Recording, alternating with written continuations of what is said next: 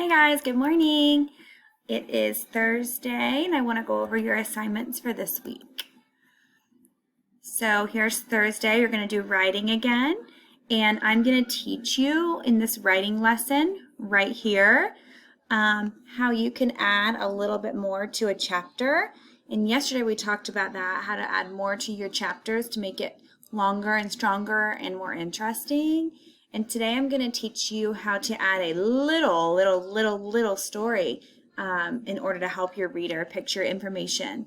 So you're going to watch my writing lesson, and then I have an extra read aloud here that you can watch from YouTube, and it's written like a story about Amelia Earhart, and it's a teaching story.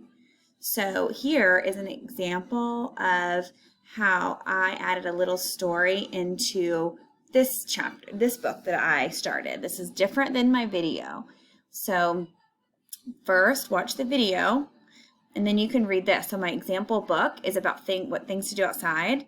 So my chapters are games to play, dress up, and hunt.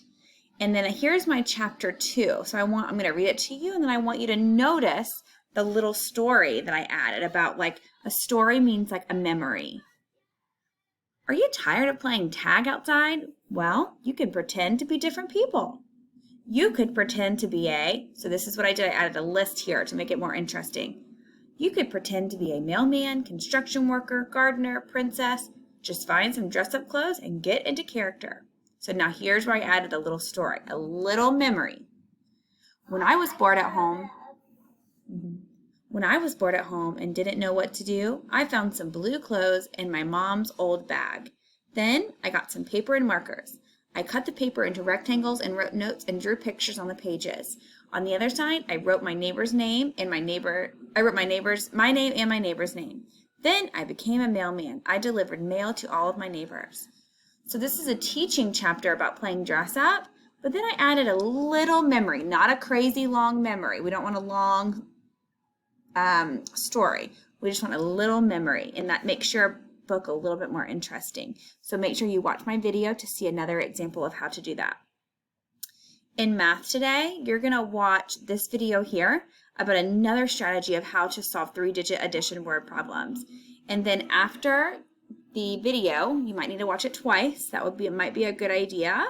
And then I would like you to do the 3-digit word problem sheet, and this is for a grade. So let's go and find that. Here it is, 3-digit addition word problems. It doesn't say for a grade, but it is. Okay, so you are going to do this. There's 7.